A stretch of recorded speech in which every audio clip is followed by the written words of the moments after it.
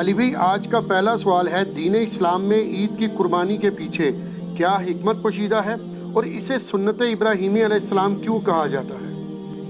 دیکھیں جی، یہ جو عید قربان کی قربانی ہے، یہ حضرت ابراہیم علیہ السلام کی یادوں میں سے ایک یاد ہے جو اللہ تعالیٰ نے قیامت تک کے لیے انسانیت میں باقی رکھی ہے۔ سورۃ البقرہ آیت نمبر 124، اعوذ باللہ من الشیطان الرجیم، بسم اللہ الرحمن الرحیم۔ وَإِذِ ابْتَلَىٰ إِبْرَاهِيمَ رَبُّهُ بِكَلِمَاتٍ فَأَتَمَّهُنَّ، اور جب جب آزمایا ابراہیم کو اس کے رب نے جن جن باتوں میں، فَأَتَمَّهُنَّ، وہ تمام باتوں میں پورا اترے۔ ابراہیم علیہ السلام کی اللہ تعالیٰ ہمارا جب بھی آزمائش کی گئی، وہ آزمائش میں 100/100 نمبر لے کے کامیاب ہوئے۔ قَالَ إِنِّي جَاعِلُكَ لِلنَّاسِ إِمَامًا، یہ اسی آیت میں۔ تو ہم نے بھی پھر کہا کہ ابراہیم، ہم تمہیں پوری انسانیت کا امام بنائیں گے۔ قَالَ وَمِن ذُرِّيَّتِي، تو انہوں نے عرض کیا، اے اللہ میری اولاد کا کیا بنے گا؟ قَالَ لَا يَنَالُ عَهْدِ الظَّالِمِينَ، اللہ نے فرمایا تمہاری اولاد میں جو ظالم لوگ ہیں نا، ان تک میرا یہ وعدہ نہیں پہنچے گا۔ یعنی اس میں امپلائیڈ ہے کہ جو ظالم نہیں ہوں گے ان تک وعدہ پہنچے گا۔ بنی اسرائیل میں پہنچا ہے، انی فضلتکم علی العالمین، اور اس کے بعد بنو اسماعیل میں ہمارے محبوب صلی اللہ علیہ وآلہ وسلم آئے، اور یہ سارا معاملہ آگے سے چلا۔ ہم یہ کہتے ہیں ہم دین ابراہیمی کے اوپر ہیں۔ نبی علیہ السلام کو جس دین کی پیروی کا حکم دیا گیا وہ دین ابراہیمی ہے۔ ملت ابیکم ابراہیم وسماکم المسلمین من قبل وفی ھذا، پیروی کرو ابراہیم علیہ السلام کی ملت کی، جس نے تم سے پہلے ہی تمہارا نام مسلم رکھ دیا تھا، اور اللہ نے بھی اس قرآن کے اندر تمہارا نام مسلم رکھا ہے۔ تو ابراہیم علیہ السلام کی زندگی قربانیوں سے پر ہے۔ اس میں کئی ایک واقعات ہیں جو ہماری اس شریعت کا حصہ ہیں، مختلف عبادات کی رسومات کے طور پہ۔ انہی میں سے ایک عبادت جو ہے وہ حج کی عبادت بھی ہے، اور اس میں اللہ تعالیٰ نے قربانی کی سنت کو قیامت تک کے لیے باقی رکھا۔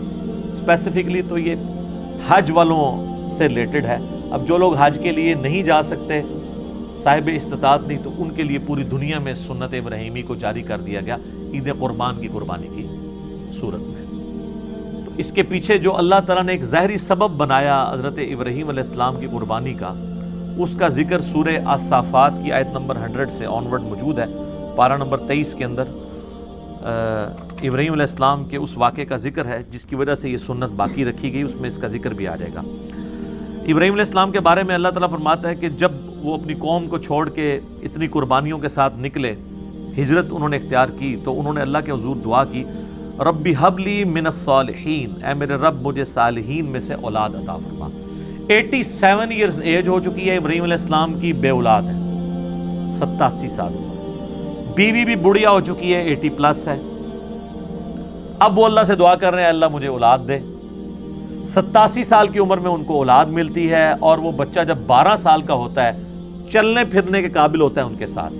ابراہیم علیہ السلام کے بڑھاپے کا سہارا، 99 ایئرز ان کی ایج ہو چکی ہے، اس وقت اللہ تعالیٰ کی طرف سے ایک حکم آ جاتا ہے انتہائی آزمائش والا۔ تو اللہ تعالیٰ ہمارا فبشرناہ بغلام حلیم، ہم نے انہیں ایک حلم والے بچے کی بشارت دی، بڑا صابر بچہ تھا۔ فلما بلغ معہ السعی، جب وہ ان کے ساتھ چلنے پھرنے کے قابل ہوا، یعنی 12 سال کی اس کی عمر ہوئی، قال یا بنی، تو ابراہیم علیہ السلام نے کہا، اے میرے بچے، انی ارا فی المنام، میں نے خواب میں دیکھا ہے۔ یاد رکھیے گا، نبیوں کا خواب وحی الہی ہوتا ہے۔ بخاری مسلم دونوں میں حدیث ہے کہ نبوت کا 46واں حصہ ہے خواب۔ انبیاء کے خواب میں شیطانوں کو دخل نہیں ہے۔ انی اذبحک فانظر ماذا تری، میں یہ دیکھ رہا ہوں کہ میں تمہیں خواب میں نے دیکھا کہ میں تمہیں ذبح کر رہا ہوں، تو بتاؤ تمہاری کیا رائے ہے۔ اب ظاہر ہے وہ بھی نبی کا بچہ تھا، اسے پتا تھا کہ جب نبی کو خواب دکھایا گیا تو اللہ تعالیٰ پریکٹیکلی یہ قربانی چاہ رہا ہے۔ ظاہر ہے کہ اب وہ اس ماں کی اولاد ہے کہ جس کو بیابان میں سورہ ابراہیم میں آتا ہے کہ حضرت ابراہیم علیہ السلام ایک بالکل بیابان جگہ میں مکے کے اندر چھوڑ کے چلے گئے اللہ تعالیٰ کے توکل کے اوپر۔ قال یا ابت افعل، انہوں نے کہا اے میرے ابا جان کر گزریے، ما تؤمر، جس کا اللہ نے آپ کو حکم دیا، ستجدونی انشاءاللہ من الصابرین، انشاءاللہ آپ مجھے صابروں میں پائیں گے۔ آپ کو جو آپ کے رب کا حکم ہے وہ کر گزرے۔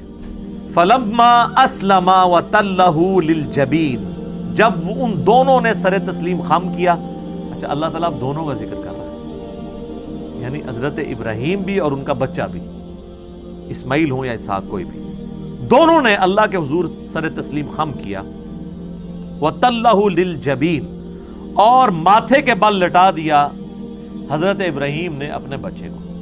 ماتھے کے بل اس لیے لٹایا کہ کہیں غلطی سے میری نظر بھی چہرے کی طرف نہ پڑے اور شفقت پدری جو ہے وہ کہیں پہ ٹریگر نہ کر جائے، تو میں دیکھوں بھی نہ. وَنَادَيْنَاهُ أَن يَا إِبْرَاهِيمُ، تو اللہ تعالیٰ فرماتا ہے عین اس موقع پہ جب وہ چھری چلانے لگے، ہم نے پکارا کہ اے ابراہیم، قد صدقت الرؤیا، بے شک تو نے سچا کر دکھایا اپنا خواب. اِنَّا كَذَلِكَ نَجْزِي الْمُحْسِنِينَ، بے شک ہم اس طریقے سے ہی جزا دیا کرتے ہیں محسنین کو. یعنی حضرت ابراہیم نے تو اپنے بچے کی لائف اور اپنی وہ محبت سٹیک پہ لگا دی تھی، بس وہ آخری لمحہ تھا نا، ادھر تک اللہ تعالیٰ لے آیا ایج کے اوپر جا کے.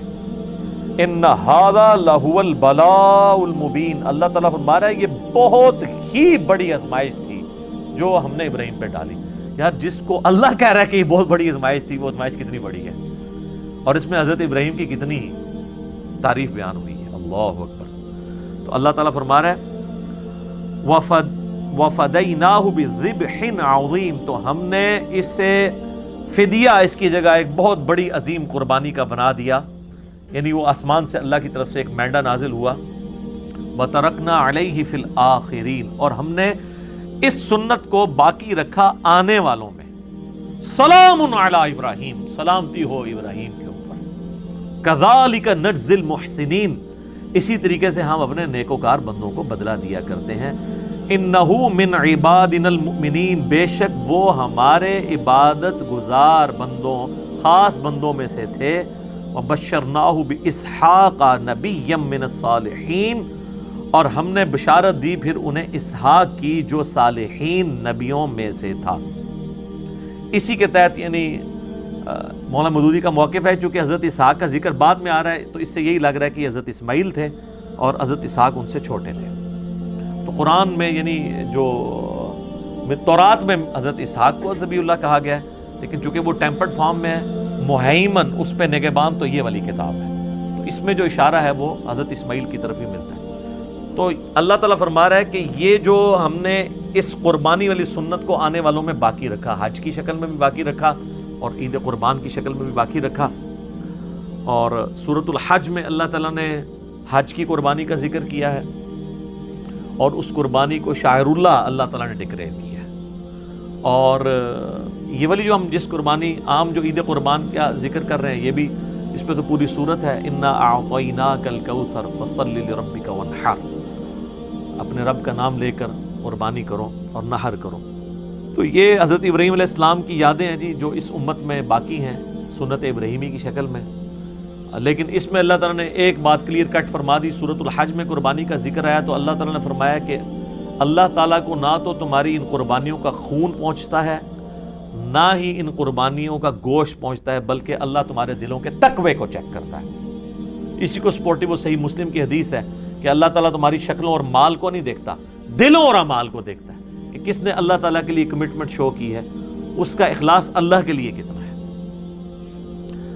تو اس حوالے سے ایک آخری بات میں کر دوں، پھر انشاءاللہ اگلے سوالات کی طرف چلتے ہیں کہ حضرت ابراہیم علیہ السلام کی شخصیت وہ شخصیت ہے کہ ہمارے نبی کو ان کی پیروی کا حکم دیا گیا قرآن میں کئی جگہ پہ. سورۃ الانعام کے اندر بڑی وہ وجد امیز آیات ہیں اس کے اینڈ پہ، چونکہ سورتوں کا اینڈ بڑا جاندار ہوتا ہے. قل اننی ہدانی ربی الی صراط مستقیم، اے نبی تم فرما دو بے شک مجھے تو میرے رب نے ہدایت کا راستہ دکھا دیا، صراط مستقیم کا. دین القیم ملت ابراہیم حنیفہ، یہ دین وہ ہے جس کی طرف اللہ نے میری رہنمائی کی ہے، جو کھڑا ہے ابراہیم کی ملت پہ، جو حنیفہ تھے، سب سے ٹوٹ کے ایک اللہ کے ہو جانے والے. وما کان من المشرکین، اور وہ مشرک نہیں تھے. سب سے بڑی ڈگری یہ ہے قیامت والے دن. کہنے کو تو یہاں پہ لاکھوں دعوے دار ہیں ہم شرک نہیں کر رہے، لیکن خواہش نفس کو بھی شرک کہا گیا. افرائیت من اتخذ الہہ ہوا، نبی بھلا اس شخص کو دیکھا جس نے اپنی خواہش نفس کو اپنا رب مان لیا. تو اس درجے میں کہ دنیا کا کوئی گناہ بھی دیکھا جائے تو وہ کسی نہ کسی درجے میں شرک کے شجر خبیثہ کی کوئی شاخ بنتا ہے. تو ہر اعتبار سے ابراہیم کو اللہ تعالیٰ نے محفوظ کیا ہے اور یہ ڈگری دی ہے وما کان من المشرکین. قل ان صلاتی و نسکی، اے نبی فرما دو کہ بے شک میری نماز اور میری قربانی، ومحیائی و مماتی، اور میرا جینا اور میرا مرنا، للہ رب العالمین، اس اللہ کے لیے ہے جو تمام جہانوں کا پالنے والا ہے.